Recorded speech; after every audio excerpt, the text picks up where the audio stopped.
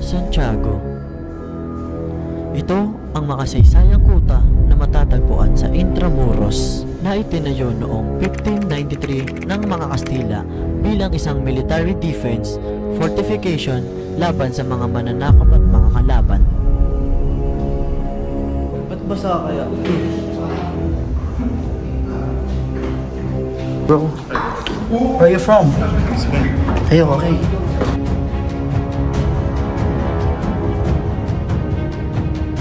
Kaya, nandito ang ating team para lulutin kung ano nga ba meron ito.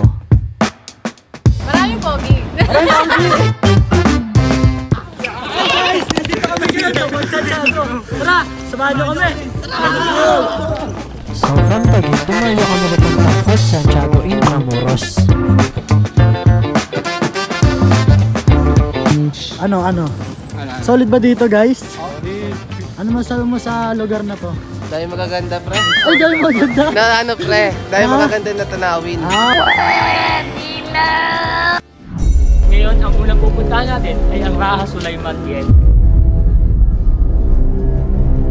Noong 18th century, naging kuta ito ng mga Espanyol at Amerikano. At hindi nyo ba alam, dito ay kinulong si Jose Rizal noong bago siya patayin nung huling gabi niya.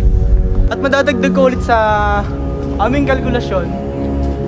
Sasama ko kayo sa dating kulungan ni Dr. Jose Rizal bago siya pinatay. Tara, samahan niyo.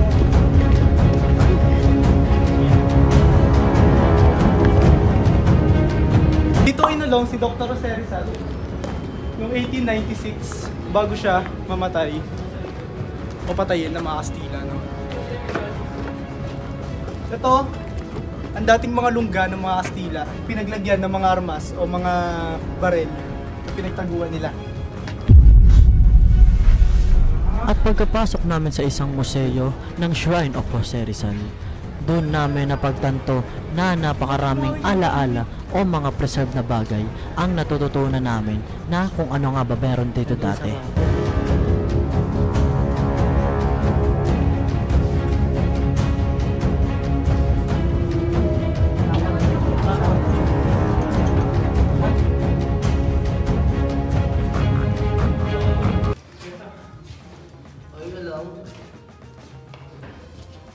Tabilang solito ano, pre?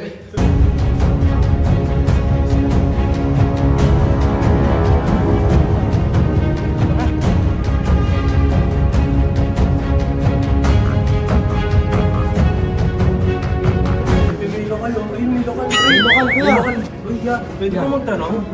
Gagi, ano ba to? Ay, statue ha! Gagi sa link, Pindutin ko lang. Alam mo sa video. Parang tunay yun, oh. Gago nagalaw. Sa stay pumasok dati, oh. Gagi nagalaw.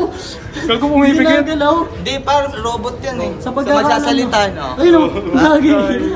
Nag-MI ko yan, MI ko Ah. yan. So, tanungin mo siya ngayon. Sasagot yan. Hulugan nyo nga pare, hulugan nyo 5. Lang. Gagi.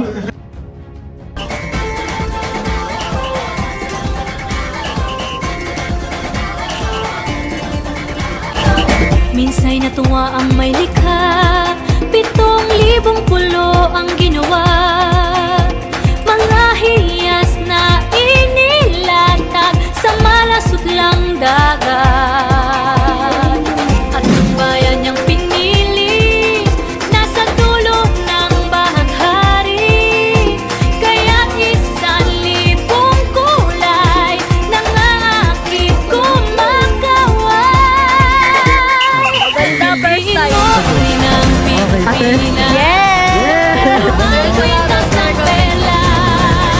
Also, there's a lot of AFAM here. Educational. Ay,